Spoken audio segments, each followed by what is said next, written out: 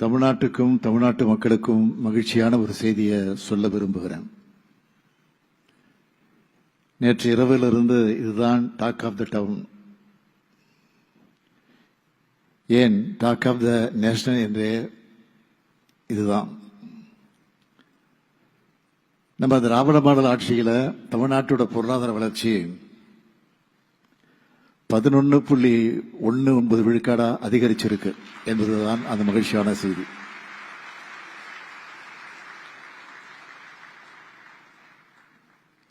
தமிழ்நாட்டோட பொருளாதார வளர்ச்சி பெரும் உச்சத்தை தொட்டிருக்கு.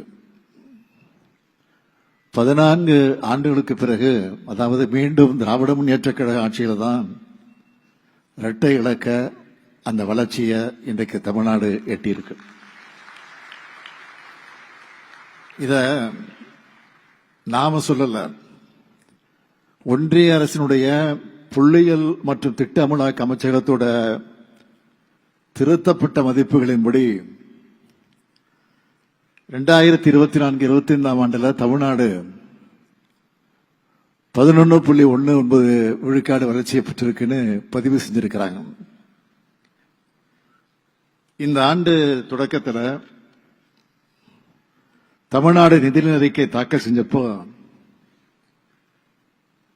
நாம் கணிச்சதை விட இது கிட்டத்தட்ட 2.2 விழுக்காடு அதிகம். முன்னாடி 9.69 விழுக்காடு மதிப்பிடப்பட்ட 2024-25 ஆண்டுக்கான தமிழ்நாட்டின் மாநில பொருளாதார வளர்ச்சி விகிதம் இப்போ 11.19 விழுக்காடா உயர்ந்திருக்கு. இதுக்கு முன்ன 2010-11 ஆண்டு நிதியாண்டுல நம்முடைய முத்தமிழறிஞர் தலைவர் கலைஞர் ஆட்சியில தான்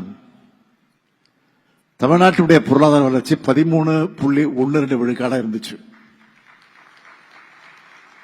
14 ஆண்டுகளுக்கு பிறகு மீண்டும் கழக ஆட்சியில இரட்டை இலக்க பொருளாதார வளர்ச்சியை தமிழ்நாடு எட்டியிருக்கு. இந்தியாவிலேயே மிக விரைவா வளர்ற பொருளாதாரமா தமிழ்நாடு திகழுது. இது வேற எந்த பெரிய மாநிலம் பெறாத மாபெரும் வளர்ச்சி. இது சாதாரணமா நடந்ததில்ல.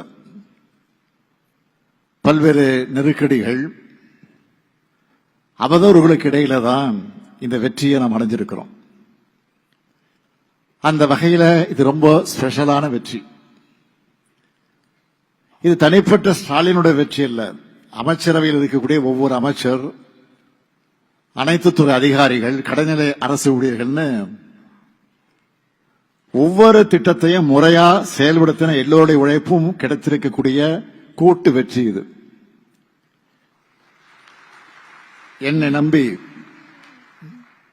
ஆட்சி பொறுப்பை ஒப்படைச்சிருக்கக்கூடிய தமிழ்நாட்டோட கோடிக்கணக்கான மக்களுக்கு இந்த நேரத்தில் இந்த வெற்றி செய்தியை நான் காணிக்கையாக்குகிறேன்.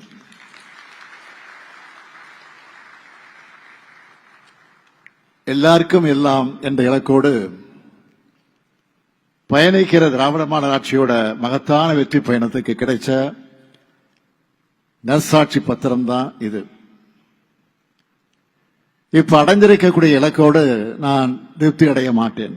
இன்னும் அதிகமான உயரத்தை நாம் அடையணும்.